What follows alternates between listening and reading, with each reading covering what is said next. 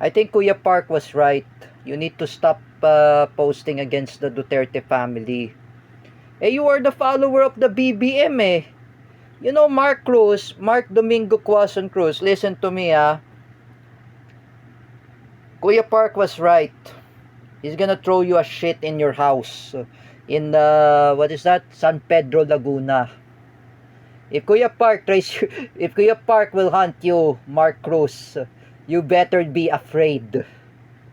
You should never get away from this. And I have my ally, Kuya Park. Oh, I have lots of group members. So I got Eskel Penumbra, I got Tito Mac, I got Kuya Park, the DDS blogger, the DDS supporter. Oh, I got who's my ally? I remember. Oh, my ally is Juan Carlo Pabale and Ryan Chris Lucero. You better be Mark Cruz. Even Jerick Silva was there also. They will hunt you down. Even the Spedmotics, they will hunt you down, Mark Cruz.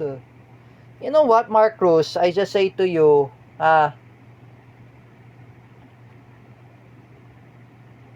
say to you, Mark Domingo Cruz, if you don't listen how to stop, you need to stop posting against the Duterte family. You don't know what you're talking about. You don't know what you are saying. Oh, when you post any nonsense in Instagram, even in threads, you need to stop. Are you nuts, Mark Cruz? You're praising that bangag, Marcos Jr.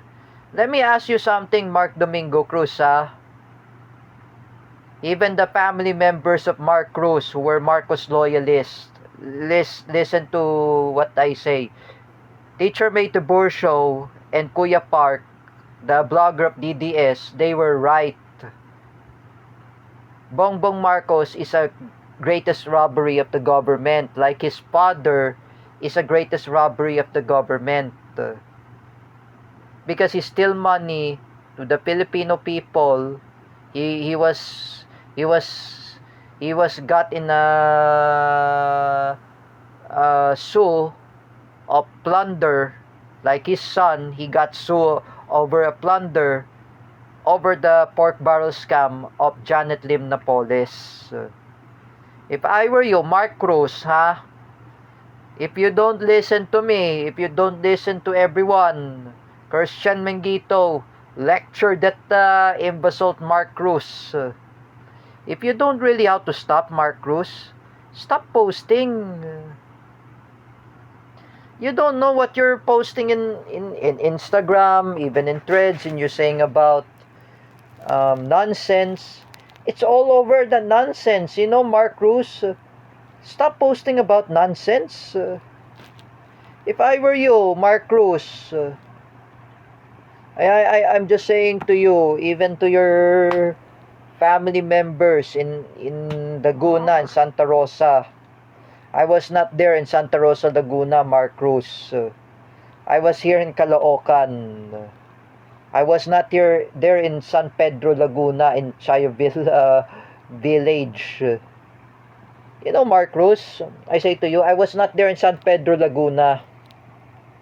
If you challenge me in the race, I will not challenge you. That's why Jerick Silva and Kuya Park were right. Hindi ako papatol sa walang kautak-utak yung Mark Cruz na yan, like I said. You know, Mark Domingo Cruz, I say to you, stop posting against Duterte. Look at Teacher Jessa, oh. She never posts political. Even Baham Hernando. Oh. They never post political. Even Kuya Danmar, oh. Kuya Danmar only posting Beatles, oh. Baham Hernando is posting about I saw in his thread not political, oh. Only by himself, oh. Unlike you, Mark Cruz, why are you posting about Rene Bartebonia, even the Duterte family? You know, Mark Cruz, I say to you, I say to you, stop posting. Because you know, everyone hates you, everyone will bully you.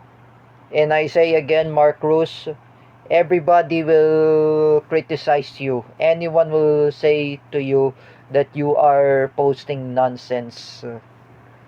If I were you, Mark Cruz, I say again, tantanan mo na kasi ang mga Duterte, Mark Cruz.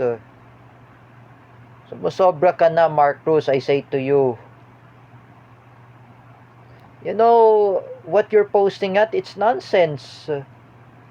What if I bash Sam Rascal, Mark Cruz?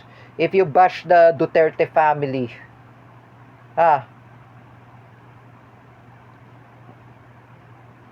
geez, Mark Cruz, you need to stop what you're posting. You're posting all over nonsense. It's nonsense.